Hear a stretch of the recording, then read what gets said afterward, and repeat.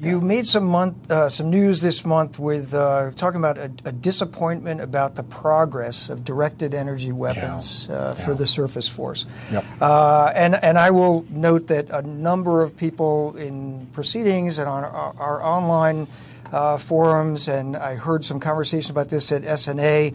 We're shooting down, the Navy's shooting down Houthi drones, $10,000, $20,000 drones with million or multi-million-dollar standard missiles, right? Well, I mean, they're not that much, but okay, but they're expensive. Yeah, they're expensive. So the cost trade-off is significant. Sure. And so a lot of people are saying, hey, directed energy weapons, this is a limitless magazine. You're just pumping out the energy through a laser or through a high-powered microwave system. So talk about that a little bit. Where, what are you getting from industry in terms of being able to get a system or get systems on ships in the near term that would help with that problem set? So we have, so just to come back to explain a little more what I was talking about with that, I'm disappointed. I mean, we've been at this now for a long time. Sure.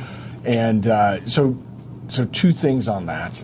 One is it's taking a while because it's a really hard problem. Yep. To get a laser on a ship that's more than just a bolt-on, but integrated into the weapon system. That's a hard thing to do. So I acknowledge that. But on the other hand, we can figure it out too, and we really need to accelerate our efforts there.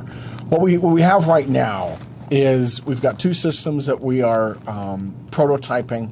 We've got 8 that are called Odin. That it's a UAV defense for the ship. Okay. That, if you think of it like dazzling the UAV to kind of break the camera track. That's what Odin does. Okay. How powerful is that? So it's the camera is amazingly powerful. So you can pick things up from a great distances and identify it, which is something we hadn't really expected, but that's the feature that the crews like the most. Long range identification of things visually is something that, like usually, I mean, you've got binoculars, you get the big eyes, and then it's about 10 miles away until you can get a really good VID. And we've had other camera systems that we've put on ships that deploy, but we've had nothing like this. Wow. That is really impressive. So we're still testing and experimenting with how the directed energy actually dazzles and then gets the UAV to not be able to do what it's intended to do.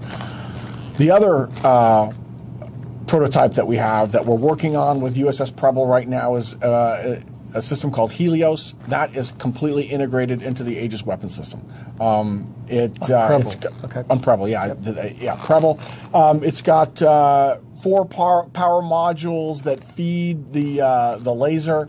And we're still working this through. They're out at SWAT right now, and have been testing this for the last week.